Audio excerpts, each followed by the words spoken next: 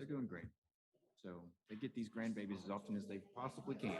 So I think so. We'll see how it goes. Well, that's Richard over there. That looks like Father Christmas. Yeah. now,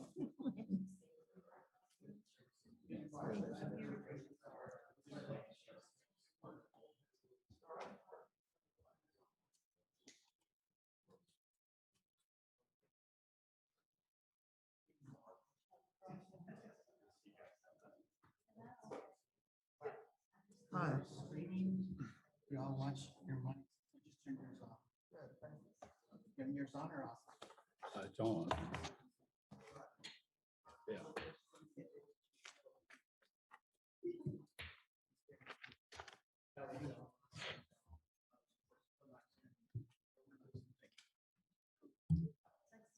Yes. In person. There you go. Yeah, I know. Mr. Fatty. I know.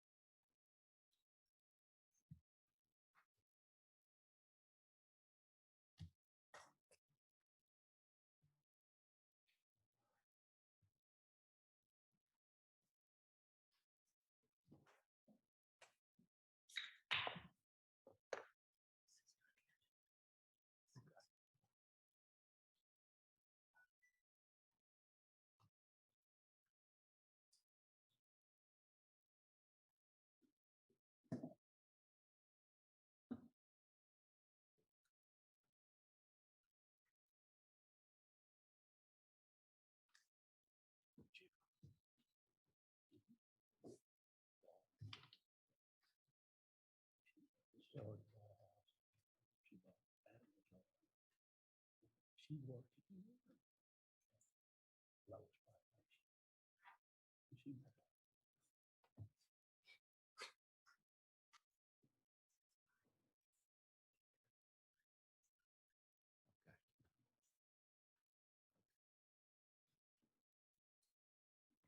Okay, we're going to go ahead and call the meeting to order. I'd like to welcome you all to our Board of Trustees meeting tonight. I'm going to go ahead and read the statement. The Texas Government Code permits the Board of Trustees to meet in a closed executive session for the following reasons, among others: to consult with the college district's attorneys on matters deemed privileged by the Texas Disciplinary Rules of Professional Conduct or Government Code 551.071, to deliberate regarding real property under 551.072, a prospective gift under 551.073, certain personnel matters under 551.074, security services or security audits under 551.076, economic development negotiations under 551.087, and security assessments or deploying relating to information resources technology under 551.089. If the board meets in closed session, we will announce the particular section under which we will be doing so prior to initiating the closed portion of the meeting. Now I'm going to ask Trustee Wells and Trustee Boehm to give us the pledge and the prayer. Let us pray. Father God, in the name of Jesus Christ, we thank you for the beautiful sunshiny day. We thank you for the chancellor and the staff and the faculty and the students. And we pray, God, that you would give us wisdom as we deliberate over the issues of the college. In Jesus Christ's name, amen. Amen. Please join me in the pledge to the U.S. flag. I pledge allegiance to the flag of the United States of America and to the republic for which it stands, one nation, under God, indivisible, with liberty and justice for all. And now to the Texas flag, please. On the Texas flag, I pledge allegiance to thee, Texas, one state under God, one and indivisible. Thank you, guys. So tonight, we do have an individual that's going to bring a public comment to the board.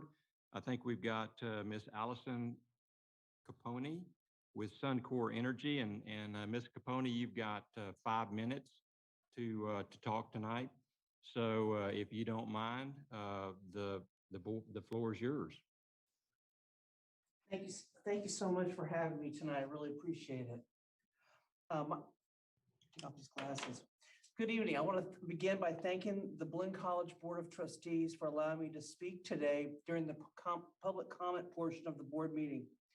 My name is Allison Capone, and I'm a solar sales consultant with Sunder Energy, who works in partnership with Sunrun Solar, the #1 solar company in the United States. Ms. Solar Capone, we can't hear you yet, so let's make sure we get the sound on and correctly before you sorry. get started.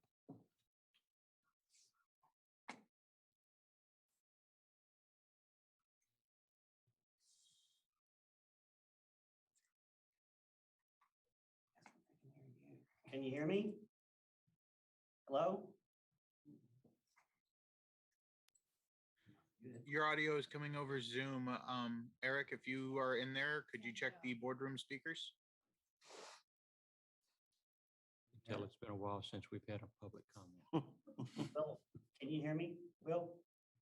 Yes, I can hear you great. I think the boardroom speakers are off.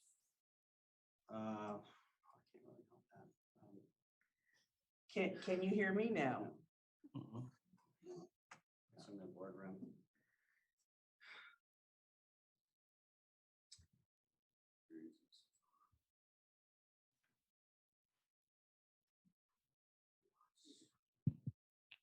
Joe, can you please try it again? Can you hear me? Can you hear me? Hello? Can you hear me? Hello, hello? Will, can you hear me? Yeah, you're coming through loud and clear. The boardroom doesn't seem to be, I think somebody needs to check and make sure that their speakers or audio is not muted. It's in the boardroom. It's in the boardroom. It's not here. Looks like Alex is coming up to the front. Okay. Can you hear me now? Okay, we can hear you. Oh, you can. Okay, good. Let me start over. I'm sorry. All right, no Good evening. I problem. want to begin by thanking the Blinn College Board of Trustees for allowing me to speak today during the public comment portion of the board meeting. My name is Allison Capone, and I'm a solar sales consultant with Sunder Energy, who works in partnership with Sunrun Solar, the #1 solar company in the United States. Solar energy could be a viable source of power for Blinn College. Did you know that schools across Texas are installing solar to help with budget shortfalls? Do you need more funds for student services, staff raises, or even building improvements? The savings in solar could have far-reaching effects. The following Texas public independent school districts have solar power: Bridgeport, Carroll, Coppell, Irving, Pasadena, and Presidio. The following colleges and universities also have installed solar power: Northwestern University, Drexel University, the University of Arizona, Butte College, University of Buffalo, Colorado State University, Princeton University, University of Tennessee at Knoxville, University of Utah, and Santa Clara University, not to mention Stanford University is now 100% solar.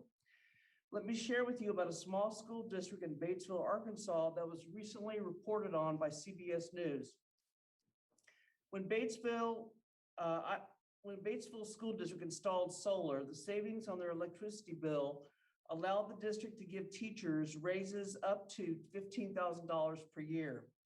Before solar, they had trouble retaining teachers because the pay was low by standards. Now teacher retention is up in Batesville. It's a real success story. I would like the Blinn College Board of Trustees to consider a future date for a workshop meeting where more information could be presented. I would like to answer all of your questions and address any concerns. I can address questions about funding, insurance, monitoring the panels, and more. Please reach out so we can set up a time to talk about solar energy for your campuses. I can be reached at Allison, ALLISON .Caponi, COPONY @sunderenergy, SUNDERENERGY.com, or by phone at 832-794-8467. And so if you love to reach out and work with this college. I'm working with a couple other school districts right now. I know you can't make any kind of an action because I'm not on the agenda, but if you would have your energy department or someone reach out, I'd be happy to start the dialogue with them. Thank you so much for your time tonight. Thank you so much, Ms. Caponi. We will, the board will take that under advisement. Okay, so now we're going to move on to reports. First will be the Chancellor's report. Thank you, Chair Colkhorst, and good evening, everyone. Trustees, the NJCAA recently announced that our softball coach, Rick Church, has been inducted into the NJCAA Softball Coaches Association Hall of Fame class of 2021. Coach Church has served as Blinn's head softball coach for 22 years. He ranks 14th in all-time wins with 928, including 854 at Blinn. And he is a 5-time Region 14 Conference Coach of the Year. He has led the Buccaneers to 20 Region 14 tournament appearances, 10 conference championships, and 7 regional championships. I particularly like tonight to thank and to congratulate Coach Church and Athletic Director Scott Schumacher. Regarding RELIS, I have an update for you. As you already know, we are proud to be a sponsor for the 4th of July celebration that's taking place at the RELIS campus. Now, this year's event will be a fireworks and drone show with a special drone light show preceding the fireworks. The parking lot opens at 6:30 p.m. and the show begins at 9 p.m. Last year's event drew 3,500 vehicles to campus, and the Texas A&M system anticipates an even larger crowd this year. If you plan to attend, trustees, would you be sure and let Lori Clark know, and she'll assist you with more details about that event. And now for our facilities update report. Let's start first with our exciting STEI building. So on the Brenham campus, construction of the Science, Technology, Engineering, and Innovation building is on schedule for move-in beginning in early July. Now, that's only a couple of weeks away, so it's very exciting. The furniture and the equipment are scheduled for delivery and installation throughout July, and existing natural science, health science, and engineering equipment is scheduled for relocation in July and in August.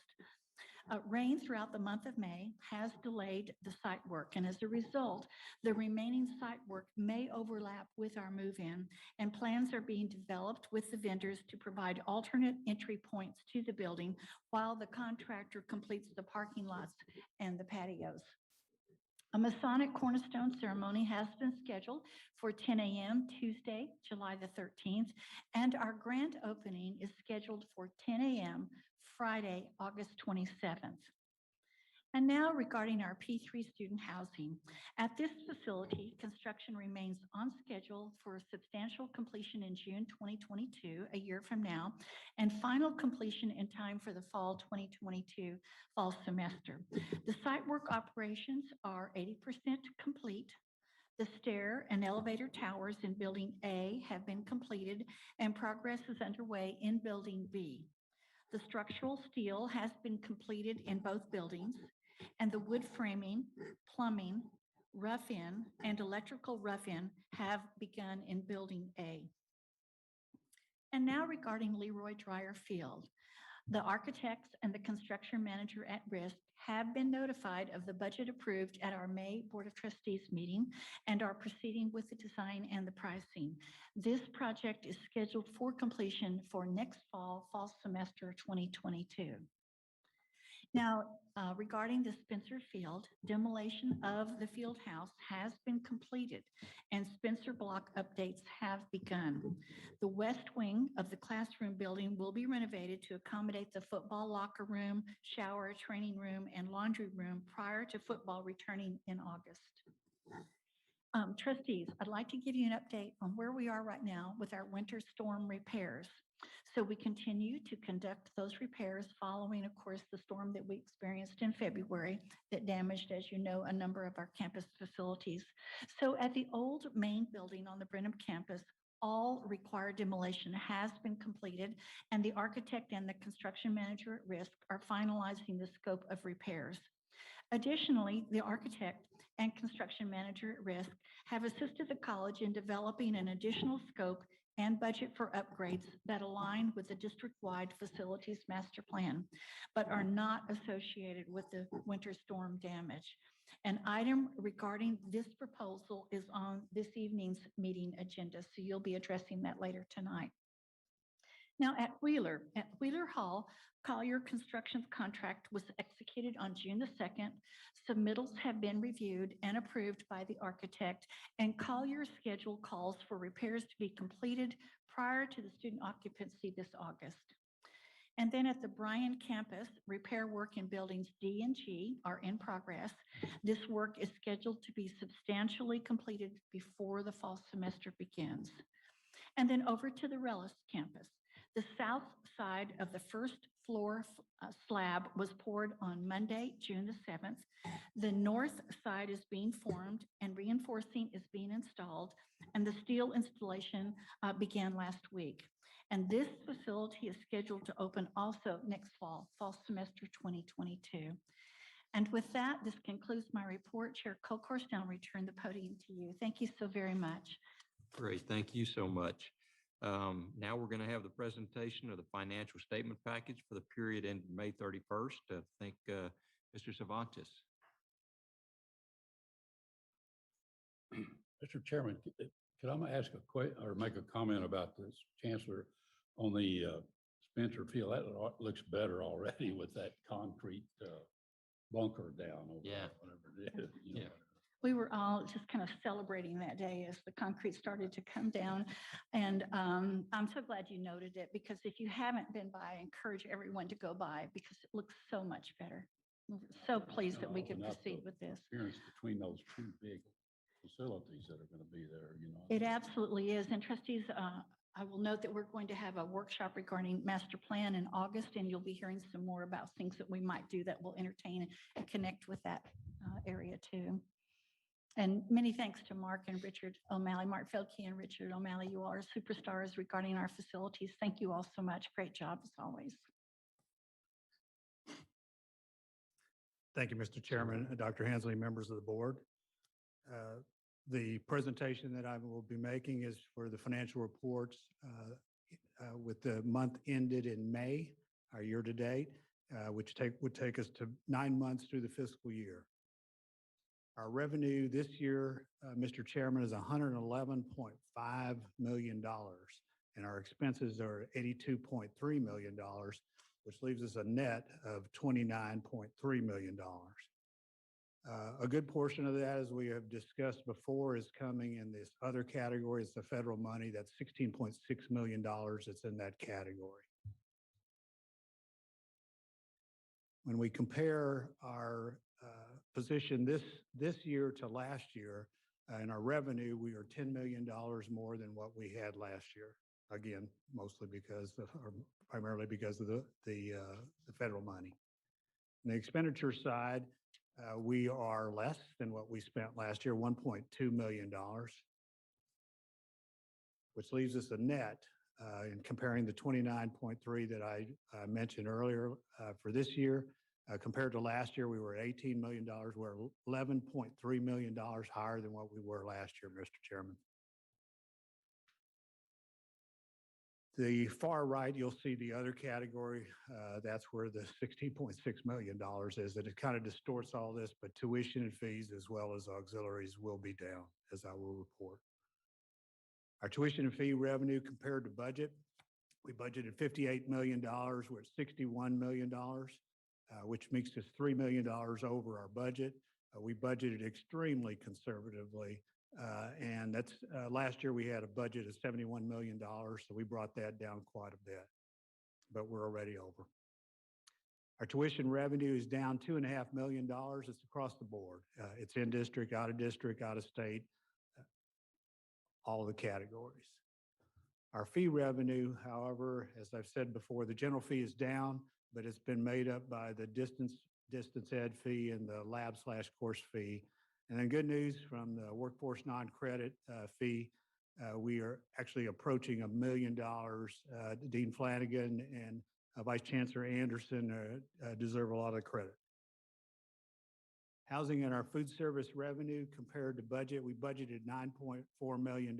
We're at $7 million. We're not 7.1 million. We're not doing as well here as we would expect. We are at 76% of our budget. All of that lost revenue is part of what we were able to put in for our grant to make up for it. So auxiliary revenue also across the board, housing, food service, bookstore, parking, and other, $2.9 million down. Our total expenses are down by $1.2 million. Debt service is up 2.7 due to a couple of our debt issuances, our new debt issuances, offset by the savings that we had in E&G at $2.2 million. Our expenses by category are pretty close to what we had last year. You could see the salaries and benefits only 0.5% different. This too is distorted because of R&R. We did not budget anything out of R&R this year. Our operating expense comparison by function is $2.7 million less, 3.5%. The biggest portion of that is in instruction, as you would imagine, might imagine, $1.7 million of that savings because of less enrollment. And then the other side of that is auxiliaries. Because we haven't had as much activity there, we've cut some costs there too, so it's about $1 million less. Our student cash and refunds in May are pretty close to $5.5 million. On the far left here, the cursor, as you can see, the $1 million coming in from the federal money and then going out. We did issue student refunds of $1.2 million, but we received $6.7 million in student payments, and we sent a little bit money back to the Department of Education. Our other cash receipts in May are also close to $5.5 million. Our bond drawdown is repaying ourselves for construction activity that we've had. The state appropriation is $2.3 million. And insurance proceeds, this is a new one. We had $616,000. We're going to get more than that, but that's what we've received so far. And the grants contracts are a little bit up, not much in interest. And HERF institutional, we didn't draw anything down from the Department of Ed this month. Our use in cash in May is high, $10.5 million. A big part of that is because of construction. Payroll and accounts payable pretty close to what they would normally be. So when we look at the increase in unrestricted cash and cash equivalents, the cash we received from students is $5.5 million. Also, the cash received from other sources is $5.5. We used $10.5 million, which left us a net positive increase for the month of May of almost $500,000, which we deposited into the bank. Our unrestricted cash and cash equivalents are about I said we had about $500,000 to the plus in May. We were at $112.5 million last month, and now we're at $113 million this month. This is a little bit different than what you've seen before, but the funding available for projects, at least at this juncture right now, we believe that number is going to go up, but it's $34.4 million. This is a different slide than what you've seen before too. It shows what we've spent out of the $35 million that we received from the federal government for the HERF 1 and HERF 2. This does not include HERF 3, which will be another $34 million, but just the first two. And this is where we've spent the money. So we've spent the direct student aid, $7.1 million for each one of those HERF 1 and 4.2, spent $14 million. Financial aid's been very busy. Miscellaneous, $2.2 million. Our auxiliary refunds, you might recall that last year in the springtime, we shut down auxiliaries. And so, but we were able to get the grant to repay us for a portion of that. And so that came back. Revenue loss for both the fall and the spring almost totals $10 million. And then we did put in some technology and distance learning, a little bit over $2 million. That leaves us of that $35 million, $4.1 million that we still have not applied for. Our expectation is that we will complete that before the month of July. Stand for any questions, Mr. Chairman. Anyone have any questions? No question, just comment, just amazing in the midst of a pandemic, what y'all have been able to achieve. So thank you and your staff for a tremendous job. Thank you, Reverend Wells. It is, there's a lot of work and a lot of people to be given credit all over the board. And it's a good teamwork, everybody working together to make it successful, doing things out of the ordinary, which is actually ordinary now because everything's different. So a lot, appreciate the kind words. Mr. Chairman, I have a quick question. Yes, sir. Mr. Swan, did you mention, and I may, my terminology may not be exact, but you said there was like a $3 million savings in institutional part of the budget. Is that there? Do you recall that a while ago you were saying? Institutional portion of the budget. I mean, does that mean like salaries or what? Or Probably you're talking about this instruction. instructional, is that instructional?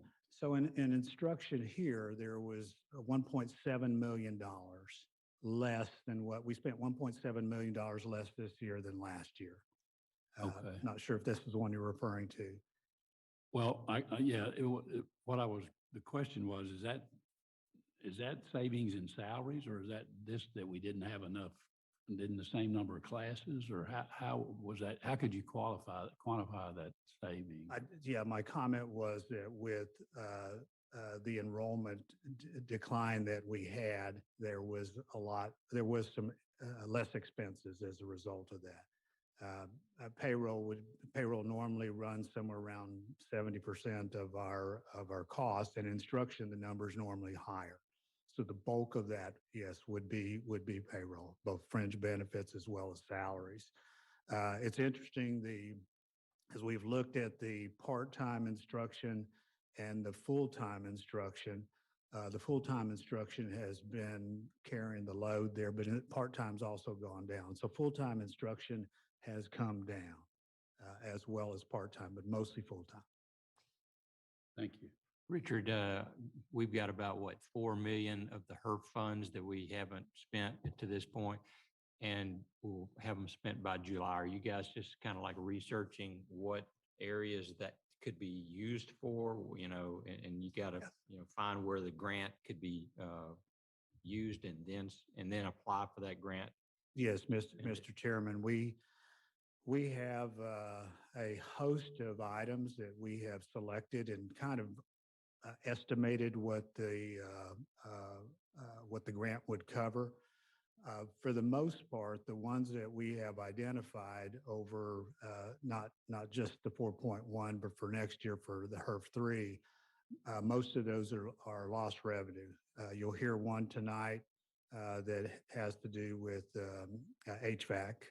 Turns out through HERF 3 that there's the federal government through these grants will pay for the installation of HVAC, which is good news for us.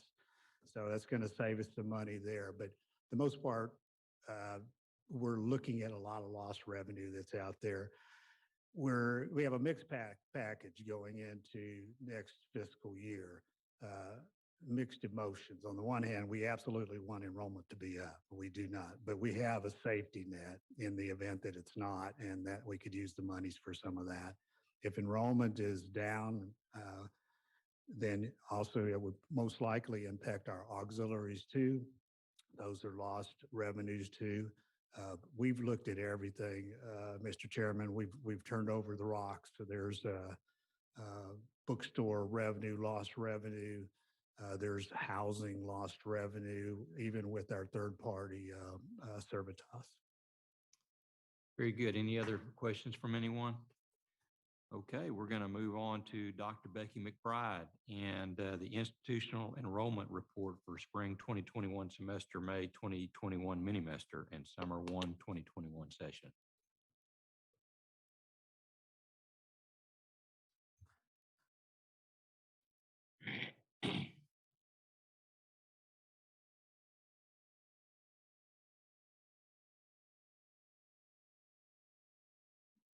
All right. Can you all hear me? Sorry, my allergies decided to kick up today. So I apologize for my voice or lack thereof. Good evening. Thank you, Chairman, Board, Chancellor Hensley. I'm very, very privileged tonight to talk to you about our enrollment at the institution. If you can see on the first screen, excuse me, the spring enrollment, we were down 9.2% when compared to last spring, which is, of course, we want to be more than we were last year, but it's actually been a very, as we know, difficult year in terms of enrollment. On this slide, you can see the breakdown by campus, and the largest increase I want to bring to your attention is for distance education, which includes all of our fully online courses, which we have a positive 81.4% for the spring semester. Moving forward, just a couple comments. The winter mini-mester unduplicated headcount is recorded with spring of 21, and all credit hours and contact hours are recorded as the spring. And while we still have decreases in enrollment, those decreases are smaller than the budgeted amount for this academic year. And with the increase in COVID vaccines and improving pandemic numbers across the state of Texas, we're very hopeful for the enrollment outlook for the fall of 2021. In terms of the May mini-mester, you can see the numbers on the screen. And one thing to keep in mind is that May mini-mester classes are all online. There are no in-person or hybrid options for students during that semester. In terms of summer 1, you can see our enrollment percentages on the screen. And one thing I wanted to notice, excuse me, that these are numbers are work in progress, that next week we have the census for the 10-week courses. So not everything is shown on this slide in front of you this evening. Are there any questions or comments regarding enrollment? Any idea other community colleges in Texas, what's their spring enrollment percentage increase or decrease? The one thing I did notice across the board, and we can look into specifics, but across the board nationwide, there's decline in enrollment. Different types of institutions all experience similar issues to what Blinn experienced. What about Texas? I'm sure it's, I mean, has it been out on TACRO or anything like that? No, not that I've seen, no, sir. I can assist with that one, perhaps a little bit. The numbers haven't been published yet, but in conversations with TAC and most of the community colleges, most of the non-metro community colleges are experiencing a decline in enrollment for spring semester and summer. Very hopeful for fall. Non-metro, what does that mean? So there are 50 community colleges in the state of Texas, and the large urban school districts, community colleges seem to be holding their own fairly well on enrollment, but the other 50 are experiencing declines pretty much. Now we'll have some of those numbers a little more available in the summer, and be happy to share that information. But just trends are indicating right now, overall, the majority of community colleges are experiencing a decline in enrollment. And they did for the past fall, they did for the past spring, and it's looking that way for summer also. Is there any anticipation about the fall? I mean, do we see any just talk about, normalization of? Thank you so very much for that question. So on the listservs that we're participating in communication with the other community colleges, what you hear right now, what you see a lot of is just a lot of hope, a lot of looking for the future of the fall, hopefully being better. Early trends right now are they're just too early for the fall. I mean, right now we're looking at I would say today, probably about a 60% decline from where we were last fall. I don't anticipate that we'll be at that point come August. So it's very hard this far out to predict, but a lot of hope expressed across all of the community colleges. Dr. McBride is exactly right. Nationally, community colleges are trending downwards on enrollment, and that seems to be the same in Texas. Not every community college, but most community colleges are down. Blinn, and in terms of our numbers, we came out fairly well. We were not down as much as we thought. We predicted, as you know, about a 20% decline, or budgeted to that, where we came in at only about a 6 to 7% decline. So we're, in comparison to most of the community colleges, we're very pleased with how we came out and where we are right now. Mr. Yes, sir, Chairman, Reverend Wells. my question would be, I think that we also have to commend our staff because they did a very aggressive social media recruitment piece on last year that really helped reduce the amount of decrease in enrollment. And I know that they're holding online things as relates to financial aid, as relates to mini masters. So will there still be that same level of aggressiveness toward recruiting students for the fall semester? Because I know it was very successful the last couple of semesters. Yes, sir. We actually have a Facebook Live right now going on, and Instagram on Wednesdays. So Tuesdays are Facebook all summer, and Wednesdays are the Instagram throughout the entire summer. We're still texting, emailing, reaching out to students. Yes, sir. We're continuing those actions. Exactly. And I commend Dr. McBride and her whole team. They're doing an amazing job, but we have a litany of a long list of to-dos, and everything that we can possibly think of that would help with enrollment, we're continuing to do, and welcome your suggestions if you think of anybody, anything that we can do that we're not doing right now. But lots of personal phone calls, lots of email outreaches, lots of social media going on, lots of phone calls being made. Facebook tonight, Instagram is Wednesdays, I think. Every Wednesday. Every yes, ma'am. Wednesday. Just tremendous amount of letters being mailed. It's just almost anything that you can think of. And if we haven't thought of it, please share your ideas with us and we'll implement them. And Thank also, you. Chancellor, the campus tours should return this summer as well, right? The what, I'm sorry? The campus tours. Oh, the campus tours started back in the late spring, very late spring, and also tours for athletics, for example, ag, for example.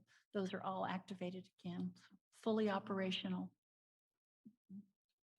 Very good. Any other questions? Now, Dr. McBride, I believe you're going to give us a spring 2021 graduation report. Yes, sir.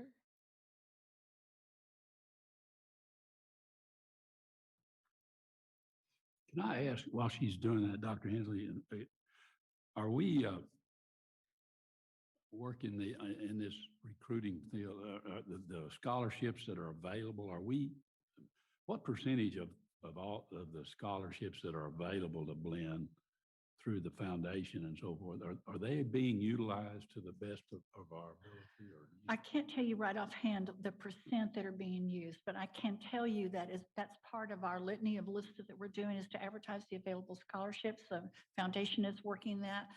Brent Williford is doing a fantastic job on financial aid notifications to availability of scholarships. Our social media is putting them out. I saw one last night for availability of scholarships. So we're pushing that too, because in years past, we have had some scholarships go unused, and that is something we don't want to have happen again. So most of them in the last year or two have been used, but as I sit here tonight, I don't know the percent offhand. Do you, Dr. McBride? No, ma'am, but we can look into that. Okay. But I think that what I would want you trustees to know is that avenue also is being extensively worked to make sure that we have, if we have scholarships available, that they are being used. Proceed. Thank you. Okay. Now we're just going to talk about graduation for this past spring. Because of the COVID and the situation that we find ourselves in, we had another virtual graduation. We are looking forward to an in-person graduation moving forward. And we support all of our students who worked so hard this past year to finish their degrees and certificates, among all the things that were happening in our nation and our world. On the screen, we'll see our graduation statistics. You can see a slight increase in our degrees conferred for this past spring. We also have an increase in the Lost Grad program, our students who met graduation requirements but never completed their graduation application. So we've been following up with those students and making sure we complete their paperwork. On the next slide, you can see the first of two slides for STEM associate degrees and certificates that have been completed. And obviously, students that complete these degrees and certificates, it helps them with their employment search as they go looking for work. And it also helps Blinn College in performance-based funding. This is the second of two slides that you can see in front of you. And we had a total of 167 students over this past semester that finished their STEM awards. Any comments or questions, please? Can you go back to that slide with your different types? Keep going back two more. So I didn't get the lost grads. You want to remind everybody what that is? Students, they never complete the graduation application. So they finished all their courses and then just left Blinn.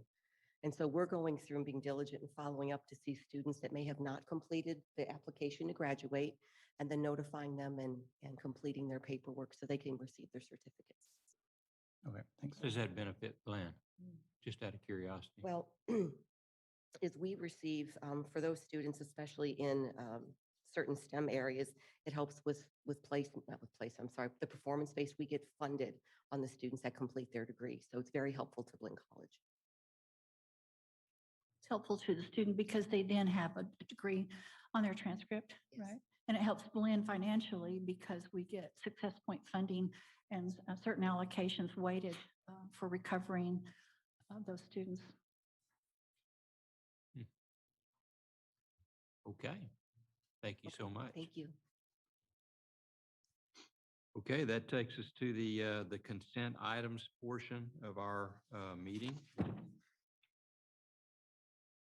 Let's see, all items in this portion of the agenda are considered to be routine by the Board of Trustees and will be enacted upon in one motion. There will be no separate discussion of these items unless the trustees so request, which in event the item will be removed from the consent and considered in discussion and possible action. Trustees receive agenda materials in advance of the meeting to prepare for the business to be conducted. I move for approval, Mr. Chairman. Got Second. a motion to approve, second by Reverend Wells. Is there any discussion? Hearing none, all in favor, please say aye. Aye. All opposed? Motion carries. Thank you so much. Now we move to the discussion and possible action items. I believe it's going to be the Dr. Savant or Mr. Cervantes is going to bring up the adoption of the budget and stipends for fiscal year 2021-22. Thank you, Mr. Chairman, Dr. Hensley, members of the board. The administration presented a draft fiscal year 22 budget at our board workshop last month. There's only been one small modification to the proposed budget. The legislature has finalized the appropriation for higher education, and Blinn will receive $87,000 less than what we estimated and what we gave you in the workshop. Still, the state appropriations is $25.4 million, so we're happy with it. If there are no questions, Mr. Chairman, the administration is requesting that the Board of Trustees adopt the proposed budget and stipends in your packet for fiscal year 22. Okay, is there any, are there any questions? Yes, sir. Mr. Chairman, I don't have a question, but what did they actually fund the success points at this year? Do we know yet? Yeah, we have it, Dr. Krausen, but I can get that information to you, but I don't have it I don't know right offhand. Layton, do you recall offhand? We can look it up for you very, very quickly. I'm glad you asked that question, Trustee Krausen, because I might mention for the trustees to know that Blinn does exceedingly well on success point funding. And we came out overall on the budget, if I recall correctly, of the 50 community colleges, 22 of them are receiving less money than they did in the prior year, where Blinn came out something like 3.4 million ahead. That's good. You have a good memory. 3.4%. 3.4 million. In success points? No, not in just success points, overall. in What the about funding. success points?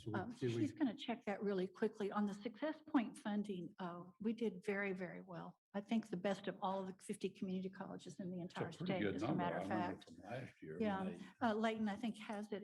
If you do, could you call that out to us, Layton, please? So the legislature, overall community college funding stayed about static from last session. They transferred $86.5 million from contact hour funding to success points. So the overall number of success points increased from last session. However, they borrowed money from contact hours to do that increase. So if you give me a second, I will get you the number. So for Blinn College, we received this biennium, we will receive $5.5 million each year for contact hour fund, or for success point funding. And for contact hour funding, we're going to receive about 19.6 million per year of the biennium for those funds. Now, once again, that is an increase in the actual dollars received for Blinn, but for overall community colleges, the overall funding for community colleges stayed about the same. They just shifted the dollars around in the pie. But Blinn is receiving additional funding in success points than we did last session. Thank you. Okay. And Blinn is exceedingly high as compared to the other community colleges in the success point funding at all. You want to speak to that briefly? If you remember from last session, Blinn worked to get additional language with Senator Colcourse and Representative Lamont's office to further define success points and graduate and transfers. That language remained in the budget, which is the big driver of our increase. But the legislature also changed some of the weights on the success points. And one that they changed was transfer, and went to a full 3.0 weight, which is obviously great for Blinn since we're the leader in the state of transfers. So that's what's driving the increased success point funding directly to Blinn College, are those two items. Excellent. Any other questions in regards to agenda item 6A? If not, I'm looking for a motion that the Board of Trustees adopt the budget and stipends for fiscal year 2021-22. So move. Got a motion, anyone? Ms. Bain, second. Any discussion? All in favor, please say aye. Aye. All opposed? Motion carries. Thank you, trustees. Yes, sir. Now we move to item 6B, authorization for the administration to seek proposals for furniture, fixtures, and equipment for the Rellis Phase 2 building on the Blinn Rellis campus. Mr. Cervantes. Mr. Chairman, Mr. Feldhake is going to Passing make the that off. presentation. Okay.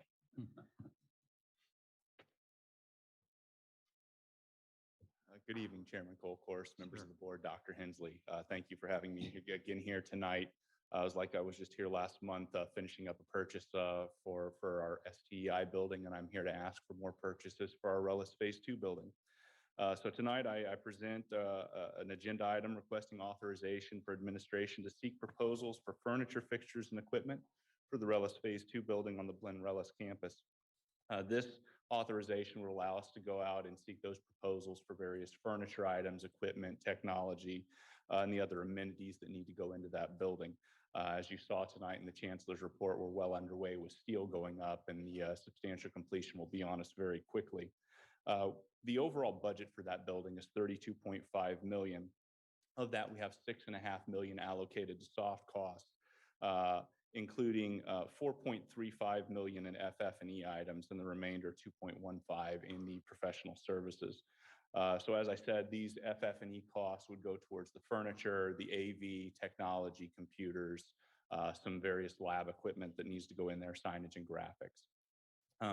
Upon the board's approval, administration would then solicit FF&E vendors for their proposals.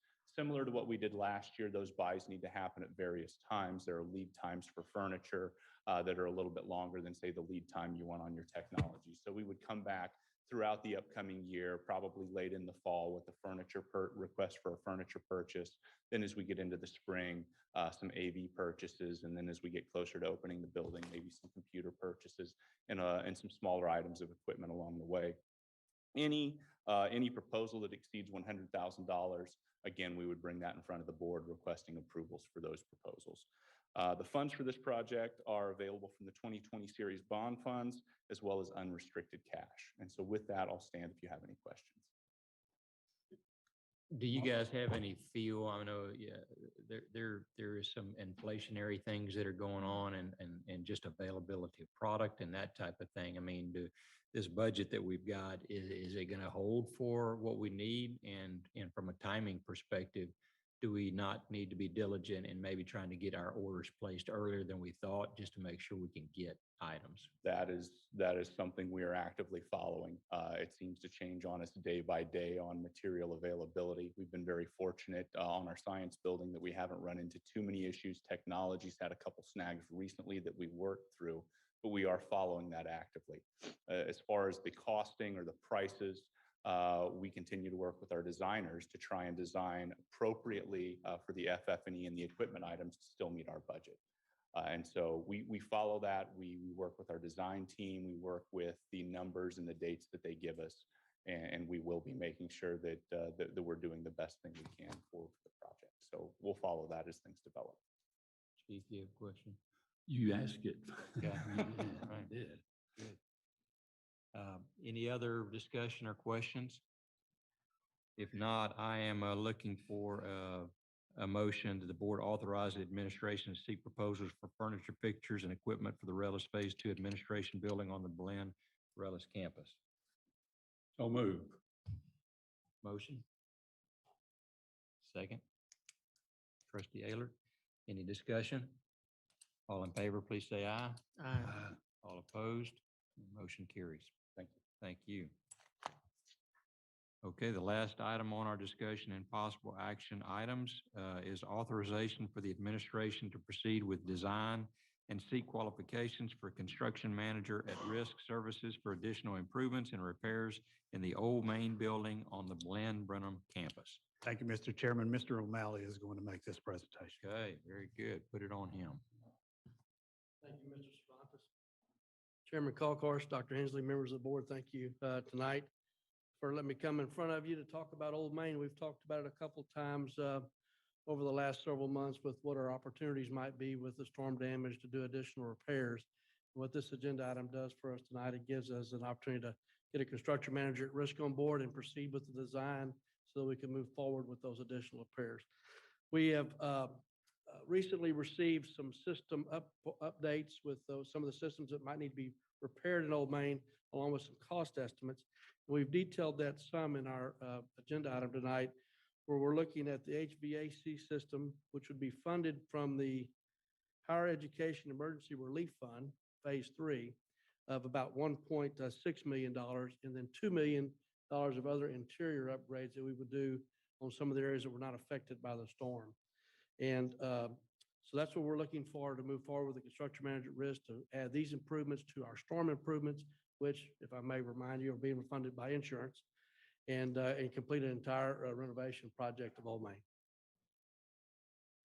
Now, if I recall from our meeting the other day, there's the HVAC improvements that we're looking at, but weren't there some other additional improvements to Old Main that we were looking at getting done while it was down? Yes, Is sir. that in this? Yes, sir. That's in here as well. The 1.6 million is budgeted for the HVAC, and then we have 2 million that we're asking for the other interior upgrades as well. So in essence, $2 million, you know, out of our, where's that money coming from? Mr. Unrestricted Cervantes? funds. Okay. Okay. You know, it was our thought when we had the meeting the other day that while the building is going to be down anyway, part of our Phase 1 of the master plan is to get significant improvements done to Old Main. And we felt like, the board should be, you know, involved in making that decision. So are there any more questions or thoughts or discussion? Just a question, not about this, but do you know when Old Main will be back online? What's the game plan there? We don't have a definite schedule yet, Mr. Krausen, but we're looking to hopefully for a mid-March, in the mid-spring, mid-spring. If we don't get another freeze. Freeze or flood or Or hurricane. whatever else happens. Thank you. Yes, sir. Okay, there being no more discussions or questions, I'm looking for a motion that the board authorize the administration to proceed with design and seek qualifications for construction manager at risk services for additional improvements and repairs to Old Main building on the Blinn Brenham campus. I'll make that motion. All right, Chairman. Dr. Krausen. Ms. Bain, second. Any further discussion? All in favor, please say aye. All opposed? No. Motion carries. Thank you very so much. Yes, sir. Thank you. Okay, now we move to number 7 on our agenda, executive session. We have, okay. In accordance with 551.071, 551.072, and 551.089, we are going to go into executive session at 6:22 PM. Thank you.